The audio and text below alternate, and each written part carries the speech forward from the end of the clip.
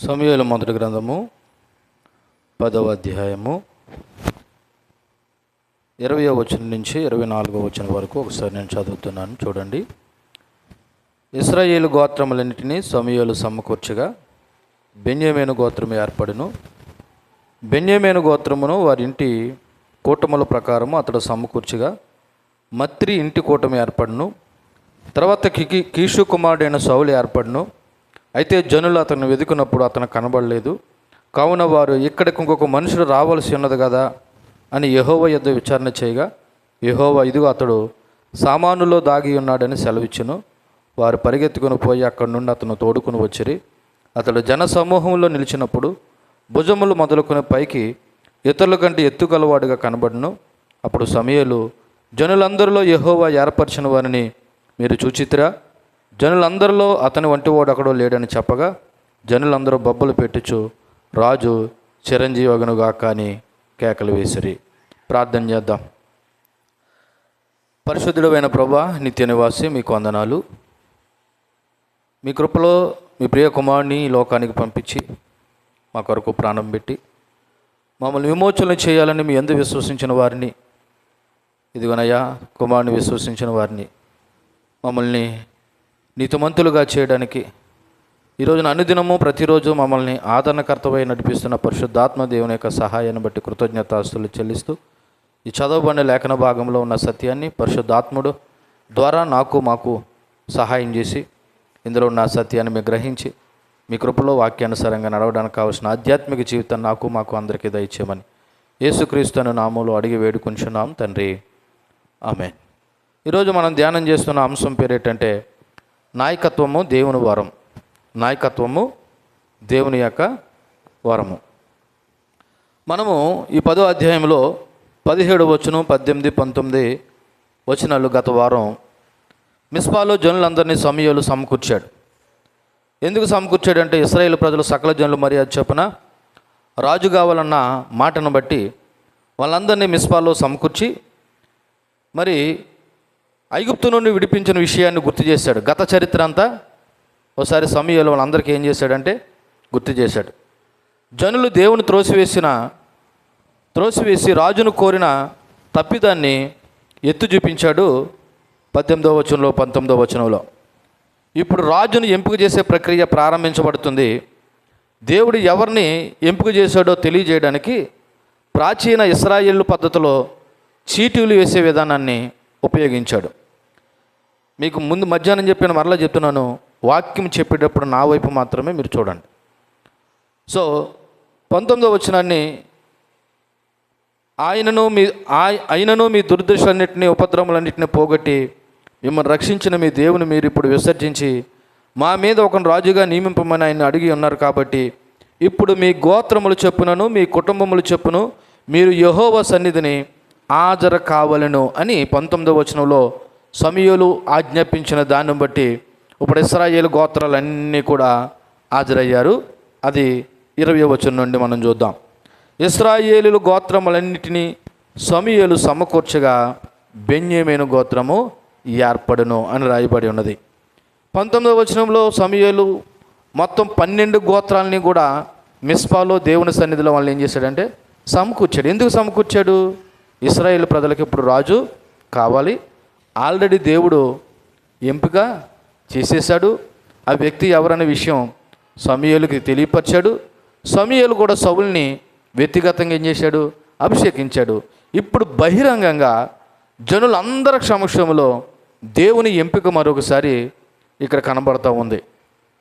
19వ వచనంలో సమూయేలు 12 గోత్రాలని అనగా యాకోబు యొక్క సంతతనబడుతున్న 12 గోత్రాలని సమకూర్చగా 20వ వచనంలో ఏ గోత్రము మరి ఏర్పరచబడదని రాయబడినదంటే ఇశ్రాయేలు గోత్రములన్నింటినీ సమూయేలు సమకూర్చగా బెన్యామీను గోత్రం ఏర్పడినని రాయబడి ఉన్నది. అంటే 12 గోత్రాల్లో ఇప్పుడు దేవుడు ఏ గోత్రాన్ని ఎన్నుకున్నాడు? బెన్యామీను. అంటే మిగిలిన 11 గోత్రాలతో ఇంక పని లేదు ప్రస్తుతానికి. ఎందుకని? ఏ గోత్రం నుండి ఏ కుటుంబం నుండి ఏ వ్యక్తి ఇశ్రాయేలుకు రాజుగా కావాలన్నది దేవుడు ఇక్కడ వాళ్ళందరినీ ఏం చేస్తున్నాడంటే ప్యూరిఫై చేస్తున్నాడు. అంటే ఒకరిని ముందు 12 గోత్రాలు ఉన్నాయి. ఒకవేళ మానవ పద్ధతిలో మా గోత్రం నుండి మాకు కావాలి రాజు, మా గోత్రం నుండి మాకు కావాలని రాజు అంటే అక్కడ ఏం ఏర్పడుతుంది? పోటీ ఏర్పడుతుంది. అందుకే దేవుడు ఏం చేస్తున్నాడు? ఒకరినొకరిని ఫిల్టర్ చేస్తున్నాడు. ఇప్పుడు 12 గోత్రాల నుండి దేవుడు ఏ గోత్రాన్ని ఎన్నుకున్నాడు? బెన్యామీను గోత్రాన్ని ఎన్నుకున్నాడు. సో కాబట్టి ఇక్కడ ప్రతి గోత్రము దేవుని సన్నిధిలో నిలబడ్డది. ప్రతి గోత్రము దేవుని సన్నిధిలో నిలబడింది. అంతేకాదు ఈ ఎంపిక అందరి సమక్షంలో జరుగుతుంది. ఇశ్రాయేలు ప్రజలకు రాజు ఎన్నుకునే సమయంలో నేను లేను అనడానికి లేదు. మొత్తం 12 గోత్రాల యొక్క పెద్దలు, జనులు యెహోవా సన్నిధిలో ఏం చేశారు? సమకూడ్డారు. కాబట్టి ఇప్పుడు ఈ ఎంపిక అందరి సమక్షంలోనూ జరుగుతుంది. అంటే దేవుని తీర్పు అందరికీ స్పష్టంగా కనిపించే విధంగా జరుగుతూ ఉందన్నమాట. అయితే ఈ గోత్రాలు అన్నిటిలోనూ బెన్యామీను గోత్రము ఎందుకు పట్టబడింది లేదా ఎందుకు ఏర్పరచబడింది అని కానీ మనం ఆలోచన చేస్తే ఇక్కడ దేవుడు ఎంపిక చేశాడు అంతే. ఎవరు ఎంపిక చేశాడు? దీనికి ప్రత్యేకమైన అర్హతలు లేకపోతే ప్రత్యేకమైనటువంటి క్వాలిఫికేషన్ బెన్యామీను గోత్రానికి ఉన్నాయని కాదు. దీన్నే దేవుని యొక్క సార్వభౌమాధికారం అంటాడు. ఆయన ఎవరిని ఎన్నుకోవాలో ఆయన ఎన్నుకుంటాడు. సామెతల గ్రంథము 16వ అధ్యాయము 33వ వచనం కానీ మనం ఒకసారి చూసినట్లయితే, సామెతల గ్రంథము 16వ అధ్యాయము 33వ వచనాన్ని ఒకసారి మనం చూద్దాం. చీట్లు వడిలో వేయబడును, వాటి వలన తీర్పు యెహోవా వశము. చీట్లు అంటే వేయబడతాయి కానీ తీర్పు ఎవరి వశమైనది? దేవుని వశమైనది. ఇప్పుడు 12 గోత్రాల యొక్క చీట్లు వేశారు. అందులో ఏ గోత్రం రావాలన్నది ఎవరి వశమైనది? దేవుని వశము. కాబట్టి ఇప్పుడు బెన్యామీను గోత్రమే ఎందుకు ఏర్పడ్డదంటే అది దేవుని ఇష్టం. ఇక నేను క్వశ్చన్ చేయడానికి ఏమీ లేదు, దేవుని చిత్తం. కాబట్టి చీట్లు వేయడం మనుషుల పని, ఎంపిక చేయడం దేవుని పని. చీట్లు వేయడం మనుషుల పని, ఎంపిక చేయడం దేవుని పని. ఇప్పుడు దేవుని మందిరంలో మనం కూర్చుని దేవుని ఆరాధించడం ఇది మన పని. ఆయన మనల్ని దీవిస్తాడా, ఆశీర్వదిస్తాడా, లేకపోతే వేరేదన్నది తర్వాత చూద్దాం. కానీ మనుషులుగా మనం అందరం దేవుని సన్నిధిలో ఉండి ఆయన స్తుతించి ఆరాధించడం అనేది మన పని. ఇక్కడ చీట్లు వేశారు. దేవుడు బెన్యామీను గోత్రాన్ని ఏం చేశాడు? ఏర్పాటు చేశాడు. ఎందుకు బెన్యామీను గోత్రాన్ని ఏర్పాటు చేశాడు అంటే ఇందాక చెప్పాను, మళ్ళీ గుర్తు చేస్తున్నాను. ఫస్ట్ ఇది దేవుని చిత్తం. ఏంటి? బెన్యామీను గోత్రం ఏర్పడడం అనేది దేవుని చిత్తం. ఓ రకంగా ఇది ఆశ్చర్యకరమైన విషయం. అంతేకాదు బెన్యామీను గోత్రం అత్యంత చిన్నది, బలహీనమైనది. అత్యంత చిన్నది, బలహీనమైనది. మరి ఒక రాజుని ఎన్నుకోవాలంటే సాధారణంగా ఇప్పుడు మనం కానీ ఆలోచన చేస్తే మన సమాజంలో ఒక నాయకుని ఎన్నుకోవాలంటే డబ్బున్నవాడినైనా ఎన్నుకుంటున్నారు, లేదా ఎక్కువ కులస్తున్నైనా ఎన్నుకుంటున్నారు, లేదా పేరు ప్రఖ్యాతలు కలిగిన వాడు అయినా సరే ఎన్నుకుంటున్నారు తప్ప ఇతను మంచోడు, ఇతను బాగా పరిపాలన చేస్తాడు, ఇటువంటి వాడికి మన నాయకత్వం అప్పచెప్దాము అని ఎవరైనా అంటారా? ఇప్పుడు ప్రజెంట్ కానీ రాజకీయ నాయకుల యొక్క ఆలోచన విధానం ఆలోచన చేస్తే ఒకడు నాయకుడిగా నిలబడాలంటే వాడు ఎక్కువ కులం వాడైనా ఉండాలా, లేదా డబ్బు ఉన్నవాడైనా ఉండాలా. ఎందుకంటే రెండూ లేకపోతే వాడికి నాయకత్వము అప్పచెప్పరు. కానీ ఇక్కడ దేవుని నాయకత్వం ఎలా ఉంటుందో తెలుసా? డబ్బుని, కులాన్ని, గోత్రాన్ని చూడ్డం. నేను చెప్పాలంటే ఇశ్రాయేలు 12 గోత్రాల్లో చాలా పెద్ద గోత్రాలు ఉన్నాయి. చాలా పెద్ద గోత్రాలు ఉన్నాయి. ఎఫ్రాయిము గోత్రము, వీళ్ళందరూ చాలా పెద్ద గోత్రాలు ఉన్నాయి. కానీ ఈ పెద్ద గోత్రాలన్నింటినీ కాకుండా దేవుడు కేవలం అత్యంత చిన్నమైనటువంటి బలహీనమైన బెన్యామీను గోత్రాన్ని ఎందుకు ఏర్పాటు చేసుకున్నాడంటే అది దేవుని యొక్క చిత్తం. దేవుని ఎంపిక లోక జ్ఞానానికి భిన్నంగా ఉంటుంది. దేవుని ఎంపిక లోక జ్ఞానానికి భిన్నంగా ఉంటుంది. కాబట్టి ఈ వచనం నుండి మనం నేర్చుకోవాల్సిన కొన్ని విషయాలు మీకు జ్ఞాపకం చేస్తే దేవుని యొక్క సార్వభౌమాధికారం మరలా ఇక్కడ కనబడుతుంది. ఎందుకంటే ప్రజలు దేవుని విసర్జించి రాజును కోరుకున్నప్పటికీ ఆ రాజును నియమించే అధికారం మాత్రం దేవుని చేతుల్లో ఉంది. నేను చెప్పాలంటే ఇశ్రాయేల్ ప్రజలు దేవుణ్ణి ఏం చేశారు? తండ్రి అయిన దేవుణ్ణి విసర్జించారు. మాకు సకల జనులు మర్యాద చొప్పున ఏం కావాలన్నారు? రాజును కావాలన్నారు. దేవుడు వాళ్ళ కోరికను మన్నించి రాజుని ఏర్పాటు చేస్తున్న ప్రజలు రాజును కోరుకుంటున్న నిర్ణయం మాత్రం ఎవరి చేతిలో ఉంది? దేవుని చేతిలోనూ దేవుని ద్వారానే జరిగింది. దీన్నే దేవుని యొక్క సార్వభౌమాధికారం అంటారు. రెండోది దేవుని కృప ఇక్కడ కనపడుతుంది. ఏంటి దేవుని కృప? నిజానికి సౌలు యొక్క అర్హతలు చూసుకుంటే ఆయన ఏమీ గొప్పోడు కాదు, బలహీనుడు. కాబట్టి ఆయన ఎన్నుకోవడం అనేది లేదా బెన్యామీను గోత్రం ఎన్నుకోవడం అనేది కేవలం అర్హతలను బట్టి కాదు, కానీ దేవుని కృపను బట్టి అక్కడ బెన్యామీను గోత్రము పట్టబడ్డది లేదా ఏర్పరచబడ్డది, లేదా బెన్యామీను గోత్రం నుండి సౌలు అనేవాడు ఏర్పరచబడ్డాడు. దీనికి కారణం ఏంటి తెలుసా? దేవుని కృప. మూడోది పారదర్శకత. ఏంటి పారదర్శకత అంటే రాజు ఎన్నిక ఇక్కడ కేవలం రాజకీయం కాదు, దైవికమైన నిర్ణయం. రాజకీయం అనుకో, ఇక్కడ లాబియింగ్ జరిగిపోను. ఏంటి, అక్కడ ఎవరైతే డబ్బులు ఎక్కువగా ఉన్నాయో, లేకపోతే ఆ 12 గోత్రాల్లో ఎవడు బలవంతుడో, లేకపోతే ఎవడు ధనవంతుడో, లేకపోతే ఎవడు మోతుబరో, వాడిని బట్టి రాజు నేను ఎంపిక చేసేసుకున్నాం. ఇది రాజకీయపరమైన ఎంపిక కాదు. ఇక్కడ రాజు ఎంపిక దైవికమైనటువంటి నిర్ణయము. అంటే భవిష్యత్తులో సౌలు ఎంపిక ఎవరో వేలెత్తి చూపించకుండా దేవుడే ఎంపిక చేశాడనే సత్యాన్ని ఇక్కడ కనబడుతూ ఉంది. అంతేకాదు, ఇక్కడ దేవుని ఎంపికలో క్రమం ఉందండి. దేవుని ఎంపికలో ఏముంటుంది? క్రమము. ఎందుకని? ఫస్ట్ 12 గోత్రాలను రప్పించాడు, తర్వాత బెన్యామీను గోత్రాన్ని ఏర్పాటు చేశాడు, తర్వాత మత్రి కుటుంబాన్ని ఏర్పాటు చేశారు. ఆ మత్రి కుటుంబంలో నుండి కీషు కుమారుడు అనబడుతున్న సౌలుని ఏర్పాటు చేశాడు. అంటే ఇక్కడ దేవుని ఎంపికలు ఏం కనపడుతుంది? క్రమము. అదే మనమైతే నచ్చినోడుకో, మెచ్చినోడుకో, డబ్బున్నవాడుకో, పేరున్నవాడుకో, లేకపోతే ఎక్కువ కులస్తుడికో ఇస్తాం. కానీ ఇక్కడ దేవుని ఎంపిక అలా లేదండి. ఆయన ఎంపిక ఎప్పుడు కూడా పారదర్శకంగా ఉంటుంది. ఎలా ఉంటుంది? పారదర్శకంగా ఉంటుంది. ఆయన ఎంపిక ఎల్లప్పుడూ కూడా జ్ఞానంతోనూ న్యాయంతోనూ తన సంకల్పానికి అనుగుణంగా ఉంటుంది. దేవుని ఎంపిక ఎప్పుడు జ్ఞానంతోనూ న్యాయంతోనూ, ఎవరో కూడా వేలెత్తి ప్రశ్నించేంత అవకాశం లేకుండా దేవుని ఎంపిక తన సంకల్పానికి అనుగుణంగా ఉంటుంది. కాబట్టి ఇక్కడ 20వ వచనం, బెన్యామీను గోత్రాన్ని దేవుడు ఏర్పాటు చేశాడు. చూడండి 21వ వచనం, బెన్యామీను గోత్రమును వారి ఇంటి కూటముల ప్రకారము అతడు సమకూర్చగా మత్రి ఇంటి కూటమి ఏర్పడును. తర్వాత కీషు కుమారుడైన సౌలు ఏర్పడును. అయితే జనులు అతను వెతికినప్పుడు అతడు కనబడలేదు. చూడండి, 12 గోత్రాల నుండి బెన్యామీను గోత్రం ఏర్పడ్డది. ఈ మిగిలిన 11 గోత్రాలను పక్కన పెట్టి ఈసారి బెన్యామీను గోత్రంలో ఉన్నటువంటి కుటుంబాలన్నీ రప్పించాడు. బెన్యామీను గోత్రంలో ఉన్న కుటుంబాలు. ఎందుకని? బెన్యామీను అనేది ఒక గోత్రం, కానీ అందులో చాలా కుటుంబాలు ఉన్నాయి. ఆ కుటుంబాలన్నీ మరి రప్పించినప్పుడు అందులో ఏ కుటుంబం ఎంపికైందంట?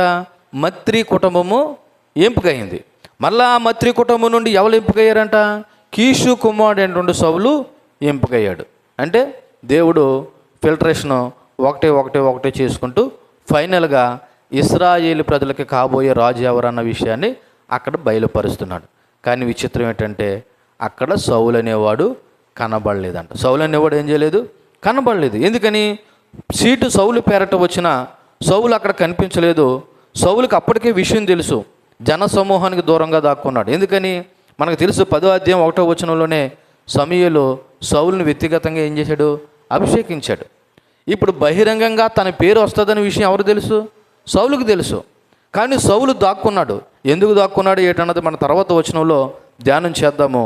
ఎందుకంటే ఇక్కడ సౌలు దాక్కోవడానికి గల కారణాలు ఏంటన్నది స్పష్టంగా రాయబడకపోయినా కొన్ని ఆలోచనలు బట్టి తర్వాత ఎందుకు దాక్కున్నాడు అనే విషయాన్ని జ్ఞాపకం చేసుకుంటే ఇక్కడ దేవుని ఎంపిక చాలా స్పష్టంగా. ఎందుకంటే దేవుడు ఒక్కసారిగా డైరెక్ట్గా సౌలుని ఎంపిక చేసేలేదు. దశల వారీగా తన చిత్తాన్ని వెల్లడించాడు. 12 గోత్రాల నుండి బెన్యామీను గోత్రము, బెన్యామీను గోత్రం నుండి మత్రి కుటుంబము, మత్రి కుటుంబం నుండి కీషు కుమారుడైన సౌలు. ఈ క్రమము దేవుని నిర్ణయాన్ని అంగీకరించే అవకాశం ఉంది. ఎందుకంటే ఏ ఒక్కడో కూడా ఇది దేవుడి నిర్ణయం కాదనడానికి లేదు. ఎందుకని? డైరెక్ట్గా సౌలు అని అన్నాం అనుకో, ఏమో సౌలు బదులు ఇంకో సౌలు వచ్చాడేమో, లేకపోతే ఇంకొక వ్యక్తి పేరు వచ్చిందేమో అని పొరపాటు పడినాకు ఉంటుంది. ఇక్కడ అలా లేదు. 12 గోత్రాల నుండి బెన్యామీను గోత్రము, బెన్యామీను గోత్రం నుండి మత్రి కుటుంబము, మత్రి కుటుంబం నుండి కీషు కుమారుడు సౌలు. ఇంత స్పష్టంగా ఉన్నప్పుడు ఇంక సౌలుని దేవుడు ఎంపిక చేయలేదు అనడానికి అవకాశము లేనే లేదు.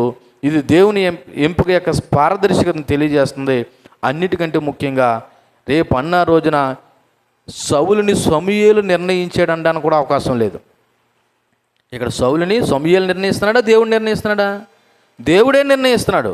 రేపటి దినాన్న సౌలుని సమూయేలు నిర్ణయించాడు అనడానికి కూడా వీలు లేని విధంగా దేవుడు స్పష్టంగా ఇక్కడ ఎంపిక చేస్తూ ఉన్నాడు. సో ఈ వచనంలో కూడా నేర్చుకోవాల్సిన విషయాలను జ్ఞాపకం చేసుకుంటే దేవుని పిలుపు స్పష్టమైనది. ఆయన ఎవరినైనా పిలిచాడంటే స్పష్టంగా, ఎటువంటి అనుమానానికి తావు లేకుండా, అయోమయానికి గురి కాకుండా దేవుడు స్పష్టంగా పిలుస్తాడు. ఇది మొదటిది. రెండోది ఏంటంటే దేవుని పిలుపు నుండి ఎవ్వరు తప్పించుకోలేరు. నిజంగా దేవుడే కానీ పిలిస్తే దేవుడి పిలుపు నుండి ఎవ్వరూ ఎక్కడ పోయినా తప్పించుకోలేరు. ఎందుకంటే నిజానికి మనం ఎంత బలహీనమైనా బాధ్యతలకు భయపడి దాక్కోవలసి వస్తే దేవుడు మనల్ని ఎన్నుకున్నాడంటే నువ్వు ఆఖరికి ఎక్కడ దాక్కున్నా జర బయటికి తీసుకొని వస్తాడు. ఉదాహరణకి యోనా తెలుసు కదా మనందరికీ. యోనాని దేవుడు నినివే పట్టణానికి వెళ్ళమంటే ఎడపోయాడు, తర్షీషు పోయాడు. ఎవరో చూడరు కదా, నన్ను ఎవరు పట్టించుకోగలరు కదని చెప్పేసి ఆయన వాడ అడుగు భాగంలోకి పోయాడు. అక్కడ పెద్ద అల్లకొల్లలమే జరిగింది. తర్వాత యోనాని సముద్రంలో పడేశారు. చేప వచ్చి మింగివేసింది. తర్వాత ఒడ్డుని కక్కివేసింది. చివరికి ఎక్కడ వెళ్ళవలసి వచ్చింది మళ్ళీ యోనా? నినివే పట్టణానికి. అంటే నేను ఎందుకు చెప్పానంటే ఈ ఉదాహరణ, దేవుడు కానీ నిజంగా ఒక వ్యక్తిని పిలిస్తే ఆ పిలుపు నుండి నువ్వు ఎక్కడ దాక్కున్నా జరి తీసుకొచ్చి దేవుడు ఏం చేస్తాడంటే బయటికి తీసుకొస్తాడు. అంటే దేవుని పిలుపు నుండి ఎవ్వరూ తప్పించుకోలేరు. మూడోది, దేవుడు పిలిస్తే దేవుడు తనకు ఆ వ్యక్తికి కావాల్సిన కృపను ఆయన అనుగ్రహిస్తాడు. నిజంగా దేవుడు కానీ పిలిస్తే ఆ వ్యక్తికి కావాల్సిన కృపను ఆయన అనుగ్రహిస్తాడు. ఎందుకని? మనం బలహీనులము. మనం బలంతో చేసేది కాదు దేవుడు పని, మన జ్ఞానంతో చేసేది కాదు దేవుడు పని. ఒకవేళ ఈ లోకమైన పని నీ జ్ఞానంతోనూ నీ బలంతోనూ చేయొచ్చేమో, కానీ దైవికమైన పని, దైవికమైన కృప ఆత్మచేత మనం ఏం చేయాలా? చెయ్యాలి. ఈ దైవికమైన పని అండి ఇది. దేవుని పని ఏ పని? దైవికమైన పని. ఇది ఏ ప్రభుత్వ అధికారో ఏ ప్రభుత్వాలో అప్పచెప్పిన పని కాదు. ఇది దేవుడే అప్పచెప్పినటువంటి పని. అది సేవకునిగా నేనైనా విశ్వాసులుగా మీరైనా మనం అందరం కలిసి చేసే దేవుని పనికి దేవుని కృప అవసరం. నిజంగా దేవుడే కానీ పిలిస్తే అవసరమైన కృపను దేవుడే ఇస్తాడు. ఎందుకంటే మన బలహీనతలేటో దేవునికి తెలుసు. ఆయన మనల్ని బలపరిచి వాడుకుంటాడు. కాకపోతే విధేయత కలిగి ఉండాలి. ఎవరికి? పిలిచిన దేవునికి మనం ఏం చేయాలా? విధేయత కలిగి ఉండాలి. నాలుగోది, ఇక్కడ సౌలు కనబడలేదని ఉంది కదా. కొంతమంది ఈ విధంగా కూడా ఆలోచన చేశారు. వినయంతో సౌలు ఒకవేళ దాక్కున్నాడు అన్న ఉద్దేశంలో వాళ్ళు మాట్లాడితే, ఒకవేళ వినయం మంచిదే కానీ భయంతో దేవుని పిలుపు నుండి పారిపోవడం మంచిది కాదు. వినయం మంచిదే కానీ భయంతో, అంటే రేపటి దినాన్ని ఇశ్రాయేలు ప్రజల్ని నేను ఎలా పరిపాలించాలి, వీళ్ళని ఎలా నడిపించాలని ఒకవేళ మానవ సంబంధమైన భయంతో కానీ పారిపోయి దాక్కుంటే మాత్రం ఇది మంచిది కాదు. ఎందుకు మంచిది కాదంటే, దాక్కోవడం వల్ల దేవుని చిత్తాన్ని ఆలస్యం చేస్తాం. దాక్కోవడం వల్ల దేవుని చిత్తాన్ని ఆలస్యం చేస్తాం. దేవుడు సేవ చేయమని పిలిచాడు ఒక వ్యక్తిని. నేను సేవ చేయనని చెప్పేసి దాక్కున్నాడు అనుకోండి కొన్ని సంవత్సరాలు, అయినా సరే దేవుడు ఏదో విధంగా అతను తీసుకొచ్చి ఏం చేస్తాడు? సేవలో వాడుకుంటాడు. కానీ ఇన్ని సంవత్సరాల్లో ఆయన దాక్కోవడం వల్ల దేవుని పని ఏమైపోయింది? ఆలస్యం అయిపోద్ది. అంటే దేవుని చిత్తాన్ని ఆలస్యం చేసిన వారు అవుతాం. కాబట్టి వినయం మంచిదే కానీ భయంతో దేవుని పిలుపు నుండి పారిపోవడం మాత్రం మంచిది కాదు. అలాగే ఇక్కడ ప్రారంభంలో ఉన్నటువంటి వినయము చివరి వరకు ఉండాలి. ఒకవేళ నాకైనా మీకైనా దేవుడు తన కృపలో మనల్ని పిలిస్తే, మీరు అనుకోవచ్చు ఇందాక నుంచి పిలిచారు అంటున్నారు, పాస్టర్ గారు మిమ్మల్ని పిలిచారు కానీ మమ్మల్ని పిలవలేదండి అని మీరు అనకండి. మన అందరికీ తెలుసు, గలతీయులకు రాసినటువంటి పత్రిక 1వ అధ్యాయము 6వ వచనం. ఈ వచనం మీద ప్రత్యేకంగా మనం ఒక ప్రసంగమే వినడం జరిగింది. ఒకసారి మీరు అందరూ కూడా బైబిల్ తెరిచి చూడండి. గలతీయులకు రాసిన పత్రిక 1వ అధ్యాయం 6వ వచనం. క్రీస్తు కృపను బట్టి మిమ్మల్ని పిలిచిన వానిని విడచి, అంటే దేవుడు మనందరినీ ఏం చేశాడు? పిలిచాడు. సేవ చేయడానికి పిలిచాడా, లేకపోతే పరిచర్య చేయడానికి పిలిచాడా, లేకపోతే మరొకటి చేయడానికి పిలిచాడు అన్నది కాదు. ఆయన కృపలో రక్షింపబడ్డానికి దేవుడు మనందరినీ ఏం చేశాడు? పిలిచాడు.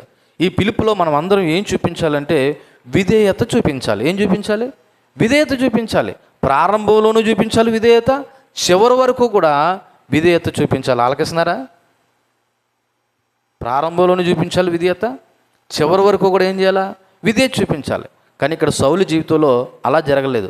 ప్రారంభంలో విధేయత చూపించాడు కానీ చివరికి వచ్చేసరికి అవిధేయతను ఆయన కనుపరిచాడు. అది ముందు మనం కూడా ధ్యానం చేస్తాం. కాబట్టి ఇక్కడ బెన్యామీను గోత్రం నుండి మత్రి కుటుంబం నుండి మరి కీషు కుమారుడు సౌలు యొక్క ఎంపిక జరిగింది.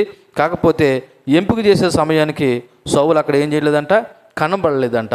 కనబడకపోయేసరికి ఏం జరిగిందన్న విషయాన్ని మనం జ్ఞాపకం చేసుకుంటే 22వ వచనంలో, కావున వారు ఇక్కడికి ఇంకొక మనుషుడు రావాల్సి ఉన్నదా అని యెహోవా యొద్ద విచారణ చేయగా, యెహోవా అన్నాడంట, ఇదిగో అతడు సామానులో దాగి ఉన్నాడని సెలవిచ్చెను. దేవుడు ఫిల్టరేషన్ చేశాడు. సమూయేలు 12 గోత్రాలని దేవుని సన్నిధికి పిలిపించాడు. అందులో నుండి బెన్యామీను గోత్రాన్ని ఏర్పాటు చేసుకున్నాడు. బెన్యామీను గోత్రంలో ఉన్న కుటుంబాలందరినీ పిలిపించాడు. అందులో మత్రి కుటుంబాన్ని ఏర్పాటు చేసుకున్నాడు. ఆ మత్రి కుటుంబం నుండి మళ్ళా సౌలు అనబడిన వ్యక్తిని ఏర్పాటు చేసుకున్నాడు. తీరా చూస్తే ఆ సౌలు అనే వ్యక్తి అక్కడ ఏం చేయలేదు, కనబడలేదు. కనబడకపోయేసరికి ప్రజలందరూ కూడా ఇక్కడ ఇంకొక మనిషి రావాల్సి ఉన్నది, ఎక్కడా ఎక్కడా ఎక్కడా ఎక్కడ అని చెప్పేసి వెతికారంట. వెతికితే ఎక్కడా కనబడలేదు. మరలా వీళ్ళు ఎక్కడికి వచ్చాడంటే సమూయేలు యెహోవా యొద్ద విచారణ చేయగా యెహోవా చెప్పాడంట, అతను సామానులో దాగి ఉన్నాడు. సామానులు అంటే ఏంటి? సామాను అంటే ఏంటి అనుకుంటున్నారు? వస్తువులు ఎన్ని పెట్టుకున్నారు. వీళ్ళు యెహోవా సన్నిధిని మిస్పాలో కూడుకున్నారు.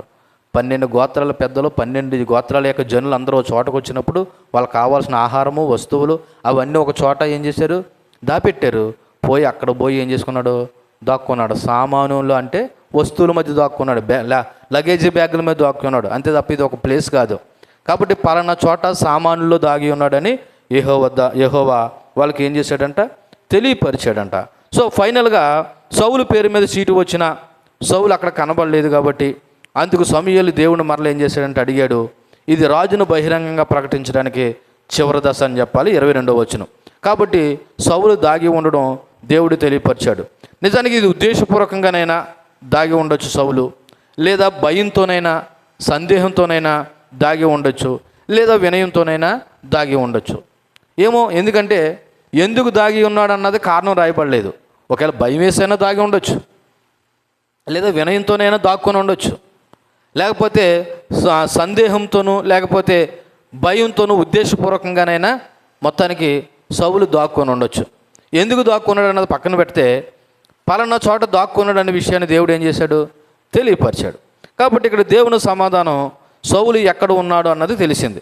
కాబట్టి సౌలు సామాన్లో దాగి ఉన్నాడనే విషయం మరి తెలిసేసరికి అక్కడ ప్రజలందరూ కూడా తమ సొంత ప్రయత్నాలు చేసి విసిగిపోయి సమూయేలు మరలా యెహోవా యొద్ద విచారణ చేయగా అక్కడ ఆన్సర్ దొరికింది. ఏంటి ఆన్సర్ అంటే, సౌలు మీరు వెతుకుతున్నారు కానీ ఆయన ఎక్కడ లేడు బాబు, ఎక్కడున్నాడు, సామానులో దాగి ఉన్నాడు అని చెప్పాడు. ఇప్పుడు మనం గమనించవలసిన విషయం ఏంటంటే, మనుషులు కంటికి సౌలు కనిపించలేదు కానీ సమస్తమును చూసే దేవుని కన్నుల నుండి సౌలు దాక్కోలేకపోయాడు. మళ్ళా చెప్తున్నాను, మనుషులు కంటికి సౌలు కనిపించలేకపోవచ్చేమో కానీ సమస్తాన్ని నిర్వహిస్తున్న లేదా సమస్తాన్ని చూస్తున్న దేవుని కన్నుల నుండి సౌలు దాక్కోలేకపోయాడు. అందుకే 139వ కీర్తనకారుడు ఈ విధంగా మాట్లాడుతూ ఉన్నాడు. ఒకసారి మనం అందరం 139వ కీర్తనను చూద్దాం. చూడండి, మొదటి 2 వచనాలు. యెహోవా, నీవు నన్ను పరిశోధించి తెలుసుకుని ఉన్నావు. నేను కూర్చుండుట, నేను లేచుట నీకు తెలియను. నాకు తలంపు పుట్టక మునిపే నీవు నా మనసు గ్రహించుచున్నావు. నా నడకను నా పడకను నువ్వు పరిశీలన చేసి ఉన్నావు. నా చర్యలన్నిటిని నువ్వు బాగుగా తెలుసుకుని ఉన్నావు. యెహోవా, మాట నా నాలుక రాకమునిపే అది నీకు పూర్తిగా తెలిసి ఉన్నది. ఇంకా ఆలోచన చేస్తే 7వ వచనంలో, నీ ఆత్మ యొద్ద నుండి నేను ఎక్కడికి పోదును, నీ సన్నిధి నుండి నేను ఎక్కడికి పారిపోదును. నేను ఆకాశముకెక్కినను నువ్వు అక్కడున్నావు, నేను పాతాళం నందు పండుకునను నువ్వు అక్కడున్నావు. ఒకవేళ నేను వేకువ రెక్కలు కట్టుకుని సముద్ర దిగాంతంలో నివసించినను అక్కడ కూడా నీ చేయి నన్ను ఏం చేసను, నడిపించును. నీ కుడి చేయి నన్ను పట్టుకునను, అంధకారం నన్ను మరుగు చేయను. నాకు కలుగు వెలుగు రాత్రి వలె ఉండనని నేను అనుకున్న ఎడలా. అంటే ఈ 139వ కీర్తన అంతా దావీదు ఏం చెప్తున్నాడంటే, నేను ఎక్కడికి పోయినా సరే నువ్వు నన్ను ఏం చేస్తున్నావు, చూస్తున్నావు. ఆకాశానికి ఎక్కిపోయినా, సముద్ర దిగాంతానికి పోయినా, లేదా కట్టిక చీకటికి పోయినా, నేను ఎక్కడికి పోయినా సరే నువ్వు నన్ను ఏం చేస్తున్నావు, చూస్తున్నావు, పరిశీలన చేస్తున్నావు అంటున్నాడు. కానీ ఇక్కడ సౌలుకి ఆ విషయం తెలియకపోవచ్చేమో కానీ ఈరోజు దేవుని పిల్లలుగా మనం తెలుసుకోవాల్సిన విషయం ఏంటి తెలుసా? ఇలా చూడండి, మనము ఎక్కడ దాక్కున్నా, లేదా ఒక పాపం అనేది రహస్యంగా నువ్వు ఎక్కడ చేస్తున్నా, అన్నీ పరిశీలనిస్తున్న దేవుడు కన్నుల నుండి మాత్రము మనుషులుగా మనము తప్పించుకోలేమనే విషయాన్ని బట్టి మనం చాలా జాగ్రత్త వహించాలి. ఎందుకంటే 22వ వచనంలో అక్కడ సౌలు లేడనే విషయము ప్రజలందరూ గ్రహించినప్పుడు వాళ్ళు వెతికి వేసారిపోయి ఎక్కడున్నాడు ఈ సౌలు అనేవాడని ఫైనల్గా మళ్ళా సమూయేలు యెహోవా యొద్ద విచారణ చేయడానికి రాగా దేవుడు చెప్పిన ఆన్సర్ను బట్టి ఆయన సామానులో దాగి ఉన్నాడనే మాటను బట్టి మనం అందరం నేర్చుకోవాల్సిన విషయం తెలుసా, దేవుని కన్నుల నుండి ఏ మనుషుడు తప్పించుకోలేడనే సత్యాన్ని మనము గ్రహించాలి. ఈ వచనంలో నుండి మనం నేర్చుకోవాల్సిన విషయం, ఫస్ట్ దేవుని నుండి ఏది దాగదో అన్నీ దేవునికి తెలుసు. రెండోది, దేవుని పిలుపు నుండి దాక్కోవడం అసాధ్యం. దేవుని పిలుపు నుండి దాక్కోవడం అసాధ్యం. ఎందుకంటే దేవుడు ఎక్కడ ఉన్న జర బయటికి తీసుకొస్తాడు.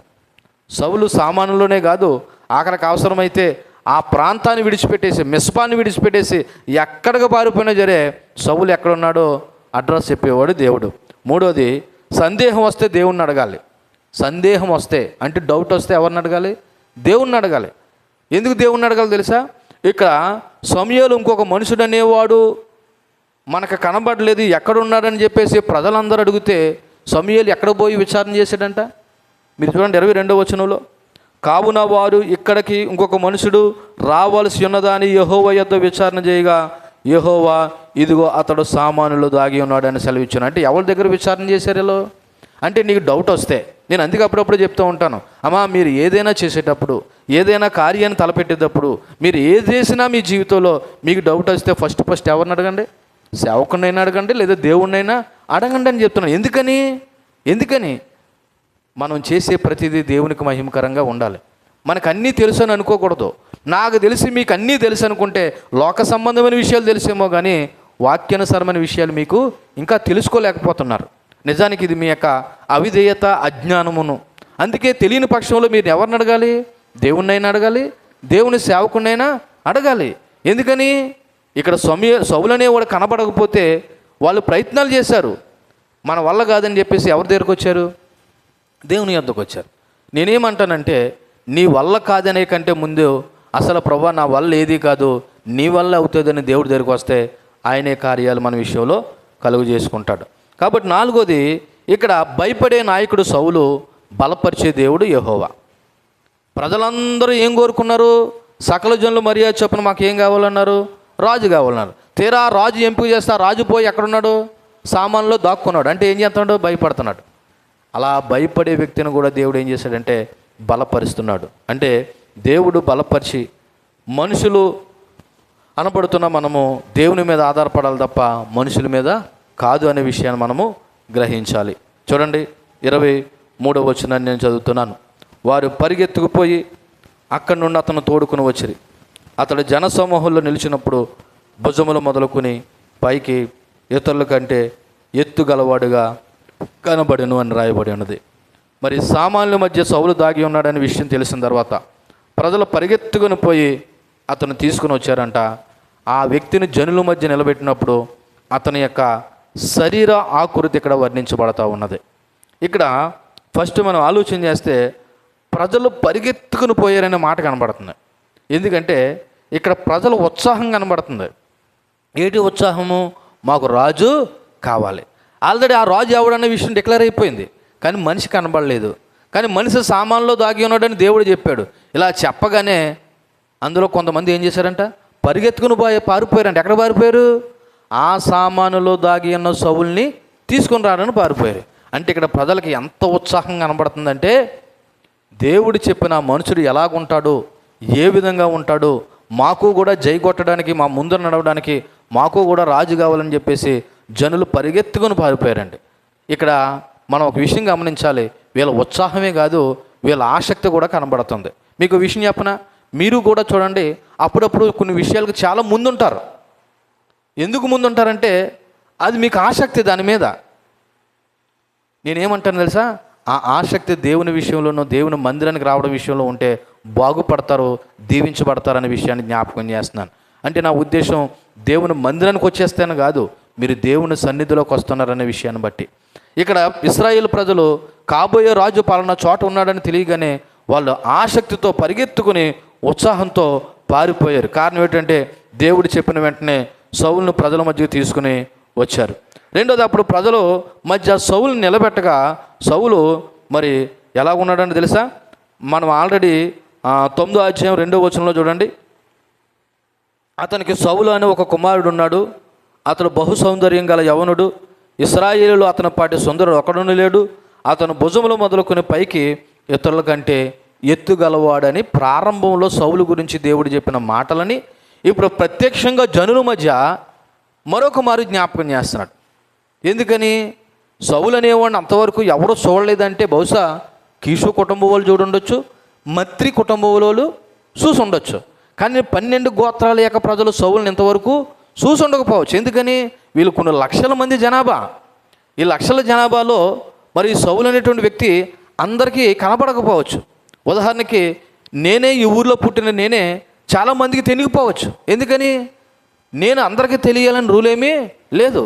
అలాగే ఇక్కడ సౌలు కూడా కనబడగానే జనుల్లోకి తీసుకురాగానే అక్కడ ఎలా కనపడుతున్నాడంటే చూడండి, ఆ 23వ వచనంలో అతడు జనసమూహంలో నిలిచినప్పుడు భుజములు మొదలుకొని పైకి ఇతరుల కంటే ఎత్తుగలవాడుగా కనబడ్డాడు. వాళ్ళందరూ కూడా చూసి ఆశ్చర్యపోయారు. ఎందుకంటే అతడు బలిష్టమైన శరీరాకృతిని కలిగి ఉన్నాడు. ప్రజలందరికంటే ఎత్తుగా ఉన్నాడు. రాజుకు తగినటువంటి బాహ్య వ్యక్తిత్వం అతనిలో కనిపించింది. అవునరా, రాజు అంటే ఎలా ఉండాలా అన్నట్టుగా ఉన్నాడంట సౌలు. ఎందుకని? వాళ్ళు అటువంటి వ్యక్తినే కోరుకున్నారు. ఇక్కడ దేవుడు సౌలు శరీరాకృతం గురించి ఎందుకు ప్రస్తావించాడంటే, వాళ్ళు ఆల్రెడీ 1వ అధ్యాయము సమూయేలు మొదటి గ్రంథం 8వ అధ్యాయము 5వ వచనంలో ఏమని చెప్పారు తెలుసా?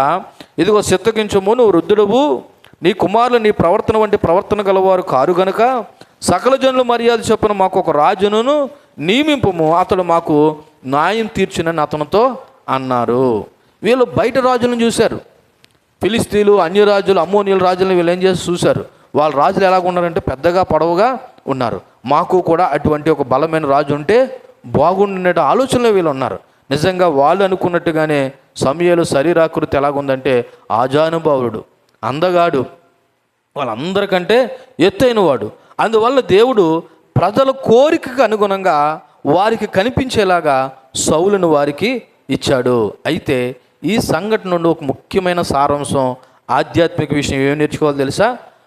బాహ్య రూపము నాయకత్వానికి సరిపోదు, దేవునికి విధేయతే నిజమైన గొప్పతనం. మరలా చెప్తున్నాను, బాహ్య రూపము నాయకత్వానికి సరిపోదు, దేవునికి విధేయత చూపించడమే నిజమైన నాయకత్వము. మీకు ప్రారంభంలోనే చెప్పాను, మన యొక్క అంశం పేరు ఏంటంటే నాయకత్వము దేవుని వరం. నాయకత్వము దేవుని వరం. ఇక్కడ వీళ్ళందరూ కోరుకున్నట్టుగా సౌలు కనబడతా ఉన్నాడు. నిజానికి బాహ్య రూపం చూసి వాళ్ళు చాలా ఆశ్చర్యపోయి కేకలు వేశారు. తర్వాత వచనంలో కనబడుతుంది. కానీ ఇక్కడ మనం నేర్చుకోవాల్సిన విషయం ఏంటో తెలుసా? నాయకత్వం అనేది బాహ్య రూపంలో లేదు, నాయకత్వం అనేది విధేయతలో ఉందనే విషయం మనం అందరం జ్ఞాపకం చేసుకోవాలి. అది మనం ఎలా చెప్పొచ్చు అంటే, ఇదే సమూయేలు గ్రంథము 16వ అధ్యాయము 7వ వచనాన్ని అక్కడ సమూయేలుతో దేవుడు చెప్పాడు. అయితే యెహోవా సమూయేలుతో ఎలాగ సెలవిచ్చును, అతను రూపమును అతని ఎత్తును లక్ష్య పెట్టకము, మనుషులు లక్ష్య పెట్టు వాటిని యెహోవా లక్ష్య పెట్టడు. నేను అతను త్రోసివేసి ఉన్నాను. మనుషులు పై రూపాన్ని లక్ష్య పెడతారు కానీ యెహోవా హృదయమును లక్ష్య పెట్టెను. అంటే ఇప్పుడు దేవుడు దేని లక్ష్య పెడుతున్నాడు? పై రూపాన్న, హృదయాన్న? కానీ ఇక్కడ ఇశ్రాయేలు ప్రజలు ఏమి లక్ష్య పెట్టారు? అతని యొక్క అందాన్ని, అతని యొక్క పొడుగుని, లేకపోతే అతని యొక్క దేహదారుఢ్యాన్ని చూసి వాళ్ళు కేకలు వేసి ఇశ్రాయేలు ప్రజలకి ఏలబోయే రాజు ఇతనే అంటే వాళ్ళు సంబరాశ్చర్యాలకు లోనైపోయి కేకలు వేశారంట. కానీ ఇక్కడ మనం నేర్చుకోవాల్సిన విషయం తెలుసా? ఎప్పుడు కూడా మనిషిని బాహ్య రూపాన్ని బట్టి తక్కువ అంచనేయకండి. నల్లగా ఉండొచ్చు కానీ వాళ్ళు గొప్ప వరాలు ఉండొచ్చు, తలంతులు ఉండొచ్చు, పొట్టుగా ఉండొచ్చు, లేదా పొడవుగా ఉండొచ్చు, లేకపోతే లాంగ్గా ఉండొచ్చు. దేవుడి పనికి ఇవేమీ లోపాలు కాదండి. దేవుడు పని చేయడానికి బాహ్య సంబంధమైనటువంటివి ఏమీ కూడా లోపం కాదు. మళ్ళీ చెప్తున్నాను, నాయకత్వానికి నిజమైన వరం దేవునికి విధేయత చూపించడం. కాబట్టి ఈ చదవబడిన ఈ 23వ వచనం నుండి నేర్చుకోవాల్సిన విషయాన్ని జ్ఞాపకం చేసుకుంటే, ఫస్ట్ బాహ్య అందము బలం మాత్రమే సరిపోదు, దేవునికి విధేయత చూపించడము ముఖ్యము. లేకపోతే నాయకత్వం ఫెయిల్ అవుతుంది. నాయకత్వం ఏమవుతుంది? ఫెయిల్ అవుతుంది. ఎందుకంటే నాకు తలంతులు ఉన్నాయి, నాకు గొప్ప వరాలు ఉన్నాయి, నాకు గొప్ప బలం ఉంది, లేకపోతే నాలో చాలా గొప్ప గొప్ప మరి బహుళ సంబంధమైనటువంటి నాయకత్వం నాలో ఉన్నాయి అని ఒకవేళ ఎవరైనా ఒకవేళ ఏమైనా ఒకవేళ లోపల అతిశయిస్తే గుర్తుపెట్టుకోవాల్సిన విషయం ఏంటో తెలుసా? నాయకత్వానికి ఇవేమీ అర్హతలు కాదు. నాయకత్వానికి నిజమైన అర్హత దేవునికి విధేయత చూపించడం. అంతే తప్ప బాహ్య సంబంధమైన అందము బలం మాత్రము కాదు. రెండోది, దేవుడిచ్చిన స్థానానికి తగిన జీవితం అవసరం. దేవుడిచ్చిన స్థానానికి తగిన జీవితం అవసరం అంటే ఏంటి తెలుసా? దేవుడిచ్చిన స్థానం పొందడం అంటే ఆ స్థానాన్ని దేవుని చిత్త ప్రకారంగా నిర్వహించాలి. ఇప్పుడు ఇశ్రాయేలు ప్రజల్లో ఆ 12 గోత్రాల్లో, ఆ బెన్యామీను గోత్రంలో, ఆ మత్రి కుటుంబంలో సౌలు అనబడుతున్న వ్యక్తిని దేవుడు ఏరుకోరి ఇన్ని లక్షల మంది ఉండగా సౌలు చేతికి దేవుడు రాజ్యాధికారం అప్పచెప్పాడంటే ఇప్పుడు ఆ సౌలు ఎలా జీవించాలి? అప్పగించిన స్థానానికి తగిన న్యాయం చేసే విధంగా జీవించాలి. అందుకే మనం నేర్చుకోవాల్సిన విషయం తెలుసా? దేవుడిచ్చిన స్థానం ఏదైనా సరే తను తగ్గ జీవితం జీవించాలి. ఒక సేవకునిగా దేవుడు నాకు స్థానం ఇచ్చాడు, దీన్ని తగ్గ జీవితం నేను ఏం చేయాలి? జీవించాలి. అందరి వల్లే నేను జీవించాను అనుకో, లోక సంబంధంగా జీవించాను అనుకో, ఇప్పుడు దేవుడిచ్చిన స్థానాన్ని నేను ఏం చేసినట్టు? పోగొట్టుకున్నట్టే. ఇక్కడ దేవుని పిల్లలుగా మీరైనా సరే దేవుడు ఈ లోకంలో ఉన్న అనేకులకు కాదని దేవుడు నాకు నీకు ఈ రక్షణ అనుభవిస్తే దీన్ని మనం ఏం చేసుకోకూడదు? పోగొట్టుకోకూడదు. ఆ పిలిచిన పిలుపుకు తగినట్టుగా మనం అందరం ఏం చేయాలా? జీవించాలి. అప్పుడే దేవుడు మనకిచ్చిన స్థానాన్ని, నాయకత్వాన్ని నిలబెట్టుకోగలుగుతాం. కాబట్టి మేము ప్రభువుని నమ్ముకున్నామండి, ప్రభువుని విశ్వసించేసామండి, ప్రార్థనకు వచ్చేస్తున్నామండి, పాటలు పాడేస్తున్నామండి, లేకపోతే ప్రార్థించేస్తున్నామంటే ఇవేమి దేవుని కొలమానాలు కాదు. నిన్ను పిలిచిన పిలుపుకు తగినట్టుగా నువ్వు జీవించినప్పుడే నిజమైనటువంటి నీ జీవితానికి అర్థం చేకూరుస్తుంది. మూడవదిగా, దేవుడు పిలిచిన వారిని తగిన సమయంలో ఆయనే వెలుగులోకి తీసుకొస్తాడు. ఇదిగో సామాన్లో దాగి ఉన్న సౌలుని బహిరంగంగా వెలుగులోకి ఎవరు తీసుకొచ్చారు? దేవుడే తీసుకొచ్చాడు. కాకపోతే మనం ఏం చేయాలంటే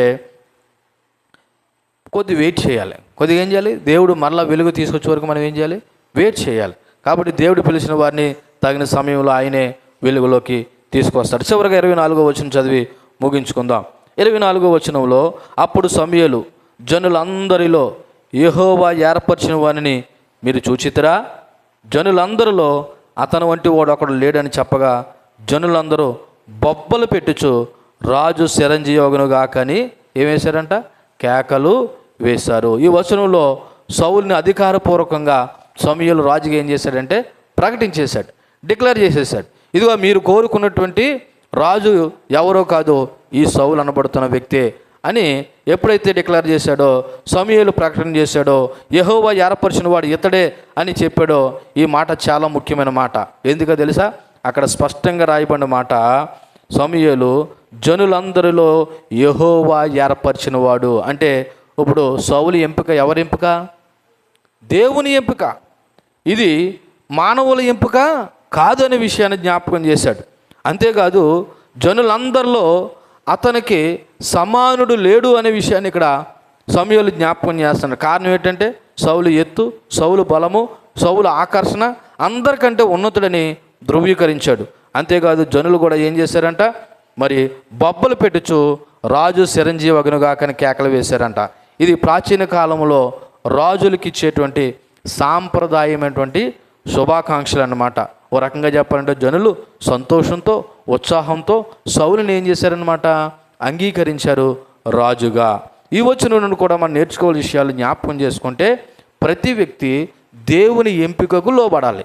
ఇక్కడ ఫైనల్గా సమూయేలు చెప్పాడు, ఇదిగో సౌలు అనబడుతున్నవాడు యెహోవా చేత ఏర్పరచబడినవాడు. రేపన్న రోజున ఇతను కాదనే అధికారం మీకు లేదు. ఎందుకని? ఈయన ఎవరి చేత ఏర్పాటు చేయబడ్డాడు? దేవుని చేత, దేవుని ఎంపికలో ఏర్పాటు చేయబడ్డాడు. కాబట్టి ఇతను కాదని మీరు ఎప్పుడూ అనకూడదు. అంటే ఒక రకంగా చెప్పాలంటే దేవుడు ఆమోదించిన దాన్ని ప్రజలు తృణీకరించకూడదు. దేవుడు ఆమోదించిన దాన్ని ఏం చేయకూడదు? నాకు నచ్చలేదండి, నన్ను సరిగా మరి మాట్లాడట్లేదండి, లేదా నన్ను సరిగా న్యాయం చేయట్లేదు అన్నది పక్కన పెడితే ఇతను ఫస్ట్ ఎవరిని ఎంపిక చేశారు? దేవుడు ఎంపిక చేశాడు. కాబట్టి దేవుడు ఎంపిక చేసిన మనిషిని మనుషులు ఏం చేయకూడదు?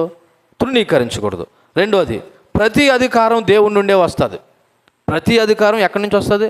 దేవుని నుండే. రోమీయులకు రాసిన పత్రిక 13వ అధ్యాయము 1వ వచనాన్ని ఒకసారి మనం జ్ఞాపకం చేసుకుంటే, అపోస్తలుడైన పౌలు రోమా సంఘానికి రాసినటువంటి పత్రికలో 13వ అధ్యాయం 1వ వచనంలో, ప్రతి వాడును పై అధికారులకి లోబడి ఉండవలను, ఏలయనగా దేవుని వలన కలిగినది తప్ప మరి ఏ అధికారము లేదు, ఉన్న అధికారములు దేవుని వలననే నియమింపబడి ఉన్నవని రాయబడి ఉన్నది.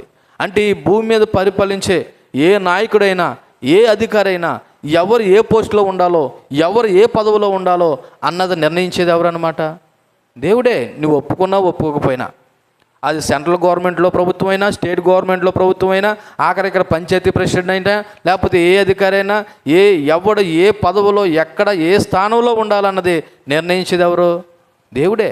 మీరు అనొచ్చు, మేము ఓట్లు వేసామండి, మేము ఓట్లు వేసి నెగ్గించుకున్నామండి మా నాయకుడిని అని అనుకుంటే, ఇక్కడ సీట్లు వేశారు, ఎవరో ఫైనల్గా ఎవరు వచ్చారు? సౌలు వచ్చాడు. ఆల్రెడీ సౌలు రాజు అనే విషయం సమూయేలు ముందు తెలుసా తెలీదా? తెలుసు. అయినా సరే ప్రజలు ఎంపిక అయినా లేదా ప్రజలు కోరుకున్నా సరే ఫైనల్గా ఎంపిక ఎవరి ద్వారా జరిగింది? దేవుని యొక్క అధీనంలోనే జరిగింది. కాబట్టి మనం అనుకోవచ్చు, ఈ నాయకుడిని మేము ఓట్లేసి నెగ్గించుకున్నామండి, లేకపోతే ఆ అధికారిని మేము ఇష్టపడి తెచ్చుకున్నామంటే ఏమీ కాదు. ప్రతి అధికారానికి అప్పచెప్పేది లేదా నియమించేది ఎవరంటే దేవుడే అన్న విషయం మనం మర్చిపోకూడదు. అందుకని మనం ఈ లోక సంబంధమైన అధికారులకి, నాయకులను కూడా మనం ఏం చేయాలి తెలుసా? లోబడాలి. వాక్యం చెప్తుంది, ఆయన మా నాయకుడు కాదండి, ఆయన మా పార్టీ కాదండి, మా పార్టీ నాయకుడు అయితే మేము గౌరవిస్తామండి, ఆయన ఆపోజిట్ పార్టీ ఏంటంటే క్రైస్తవుడు. నీకు పార్టీ ఏంటి? క్రైస్తవుడు ఏ పార్టీకి ఒక పక్క ఉండకూడదు. క్రైస్తవుడు అందరి నాయకుల్ని, అన్ని పార్టీల్ని, అందరి నాయకులతో, అధికారులతో ప్రేమపూర్వకంగా స్నేహ స్వభావంతో ఉండాలి. ఏదో ఇతర లోక సంబంధమైన మనుషుల్లాగా మనము కూడా ఒక పార్టీకి కొమ్ముగా వేయకూడదండి. విచిత్రం ఏంటంటే క్రైస్తవులు అనబడుతున్న వారు ఎటువంటి దౌర్భాగ్యమైనటువంటి జీవితాన్ని జీవించే వాళ్ళు ఉన్నారు. పార్టీ తరపున పనిచేసే క్రైస్తవులు ఉన్నారు. మనం పార్టీ తరపున పనిచేయడానికి లేము, మనం ప్రభు తరపున పనిచేస్తూ ప్రజలకు మనం సేవ చేసేవారుగా ఉన్నాం. ఇది క్రైస్తవులు గమనించాలి. కాబట్టి ఏ నిజమైన క్రైస్తవుడు ఏ పార్టీ తరపున పనిచేయడు. అది ఏ పార్టీ అయినా సరే అధికారాలు దేవుడు ఇచ్చాడు కాబట్టి అధికారికి లోబడాలి. అధికారికి లోబడుతున్నావు అంటే నువ్వు ఎవరు లోబడుతున్నావు తెలుసా? దేవునికి లోబడుతున్నావు అనే విషయాన్ని జ్ఞాపకం చేసుకోండి. చివరిగా ప్రజల యొక్క ప్రశంస శాశ్వతం కాదు. ప్రజల యొక్క ప్రశంస శాశ్వతం కాదు. ఇక్కడ ప్రజలు ఏమన్నారు? ఇతనే మిమ్మల్ని యాలబాబు రాజు అని సౌలు చెప్పగానే ప్రజలందరూ బొబ్బలు పెట్టుచు ఏమన్నారంట? రాజు చిరంజీవి అగును గాకని ఏం చేశారంటే వాళ్ళు కేకలు వేశారు. అంటే ఇక్కడ మనం గమనించవలసిన విషయం తెలుసా? ఇక్కడ ప్రజలు సౌలుని ఏం చేశారంటే ప్రశంసించారు.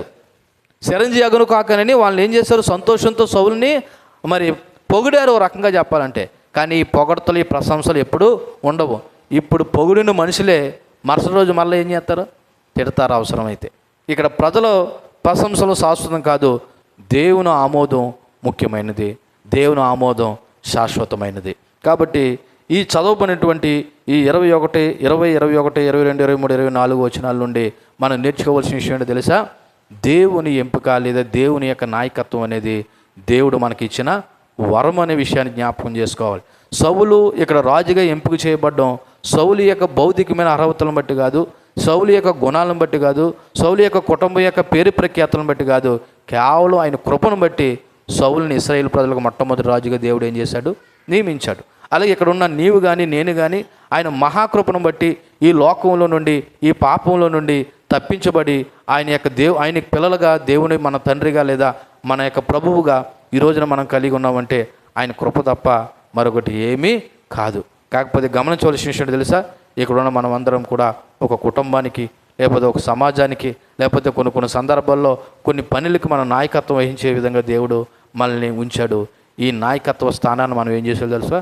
కాపాడుకోవాలి. అలా కాపాడుకోవాలంటే మనం అందరం దేవునికి విధేయత చూపించాలి. ఏం చూపించాలి? విధేయత. విధేయత అంటే మీకు ఏమర్థమైంది? బాగానే ఊకెట్టారు. కానీ విధేయత అంటే దేవుడు చెప్పిన ప్రతి మాటకి ఏం చేయాలా? లోబడాలి. నీకు కొన్ని విషయాల్లో నచ్చి నచ్చని విషయాల్లో కాదు, ప్రతి మాటలోనూ నువ్వు దేవునికి లోబడాలి. ఈ లోబడే క్రమంలో కొన్ని చేయవలసినవి ఉంటాయి, కొన్ని చేయకూడనివి ఉంటాయి. దేవుడు కొన్ని చేయమన్నాడు, కొన్ని ఏమన్నాడు? చేయొద్దన్నాడు. చేయొద్దన్నవి చేయడం మానేయాలి, చేయమన్నవి చెయ్యాలి. అదే సంపూర్ణమైన విధేయత అవుతుంది. అంతేగా నీకు నచ్చిన విషయాల్లో విధేయత చూపించి నీకు నచ్చకపోతే నేను విధేయత చూపించనంటే అది పరిపూర్ణమైన విధేయత కాదు. అందుకే పాక్షికమైన విధేయత సంపూర్ణమైన అవిధేయతను సూచిస్తుందంట. అంటే ఏంటో తెలుసా? నువ్వు చూపించే చిన్నపాటి విధేయత కూడా పూర్తిగా విధేయత చూపించకపోతే టోటల్గా నువ్వు అవిధేయుడివే. కాబట్టి దేవుని పిల్లలుగా దేవుడు మనకిచ్చిన స్థానాన్ని సద్వినియోగం చేసుకుని దేవునికి విధేయత చూపిస్తూ దేవుడిచ్చిన భాగ్యాన్ని మనము దేవుని కృపలో కాపాడుకుందాం. దేవుడి మాటలు మన ఇంట్లో దీవించి ఫలింపు చేయనుగాక. ఆమేన్. కళ్ళు మూసుకుందాం. చెప్పబడిన వాక్యాన్ని బట్టి మనస్ఫూర్తిగా కొన్ని నిమిషాలు ప్రభు పాద సన్నిధిలో మనం ప్రార్థన చేద్దాం. దేవుడు నీకు నాకు ఇచ్చిన ఈ గొప్ప అవకాశాన్ని, ఆయన మనకిచ్చిన ఈ స్థానాన్ని, ఆ నాయకత్వాన్ని ఒకసారి గుర్తు చేసుకుని ప్రభుకి మనం కృతజ్ఞతాస్తులు చెల్లిద్దాం.